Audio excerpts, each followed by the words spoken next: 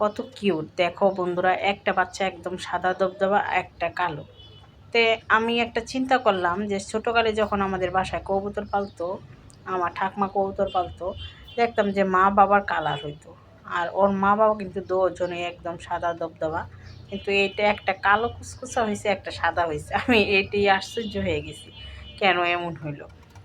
যাই হোক, ছোট্ট ছোট্ট পায়ে চলতে চলতে একদিন পৌঁছে যাব ওই চাঁদের পাহাড়। বন্ধুরা কত কিউট। আরেকটা দেখো, এই যে মা খাওয়াচ্ছে বাচ্চাকে, এটা হচ্ছে আরেকজনের বাচ্চা, মানে আমার এটা হয়েছে প্রথম কবুতরের। এটা অনেক বয়স হয়েছে, মানে 5 বছর হয়ে গেছে এই কবুতরটা আমি আমি আমার কাছে।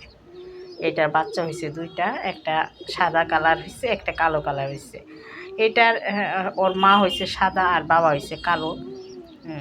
তা তো হইতে পারে, কিন্তু ওইটার বাচ্চা কেন যে এমন হইলো আমি বুঝতে পারছি না।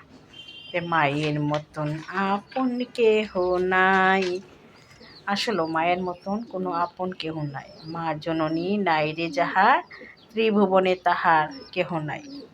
মা জানলায় সে বুঝতে পারে মায়ের বেদনা কী। আর থাকতে মানুষ মাকে সম্মান দেয় না। আমি একটা কথা বলবো, মা কিন্তু 10 মাস 10 দিন পেটে নিয়ে থাকে, কত পরিশ্রম করে, কাজকর্ম সব কিছু এটাই তোমাদেরকে নিয়ে। কোনো সন্তান যেন কোনো মাকে অসম্মান করে না। তে আমি সাদি থেকে আইসা খাবো চিন্তা করতেছিলাম। তে বাসায় তো মোগলাই পরোটা আমি করি।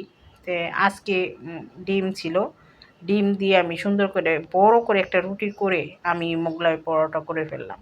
তো সেদিন বিকালে কিনে নিয়ে আসছিলাম। এই দেখো সালাদ দিয়ে মোগলাই পরোটা আজকে সকালে নাস্তাটা করব। তোমরা কে কী দিয়ে করতেছো, আজকে খাওয়ার ভিডিওটাই দিলাম তোমাদের সামনে, পুরাটাই তুললাম। মানুষে দেখি খাওয়ার ভিডিও দিয়ে ভাইরাল হয়ে যেতেছে, এখন চেষ্টা করব খাওয়ার ভিডিও সরাসরি দেওয়ার জন্য।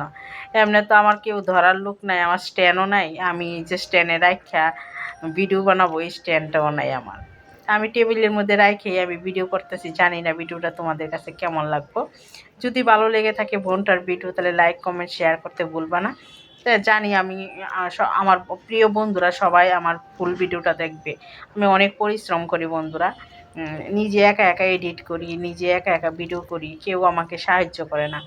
কে সাহায্য করবো বলো, তোমাদের দাদা সকালে চলে যায় অফিসে, তা আস্তে আস্তে রাত্র হয়ে যায়, তারও একটা পরিশ্রম হয়ে যায়। আবার একটা দোকান দিছে, সেইখানে এসে বসতে হয়, তার 10টা কি 11টা পর্যন্ত বসে, তাকেও আমি বলতে পারি না। তা তারও তো একটা পরিশ্রম, তার শরীর না এটা। তা তাকে আমার ভয় লাগে এইসব কথা বলতে। যাই হোক, আমি যতটুকু পরিশ্রম করতেছি আমার বন্ধুরা বুঝতেছে যে এই দিদিভাইটা প্রচুর পরিশ্রম করে ভিডিও করে। আমার স্ট্যান্ড নাই, আমি নিজে হাতে রাখা মোবাইল ধরে কিন্তু ভিডিও করি, তারপরও আমি কন্টিনিউ চালিয়ে যেতেছি। যেমন ফেসবুক মামা আমাকে একটা চাকরি দিছে, এটা আমার ফেসবুক মামার সম্মান করতে হবে। তা ফেসবুক মামার যদি কাজ আমি ঠিকভাবে না করি, ফেসবুক মামাকে আমাকে কোনো এখান থেকে কোনো কিছু দিবে না। তার জন্য আমরা এখানে ধৈর্য সহকারে কাজ করে যাব, ফেসবুক মামা যা দেয়। আচ্ছা বন্ধুরা, ভালো থেকো, সুস্থ থেকো।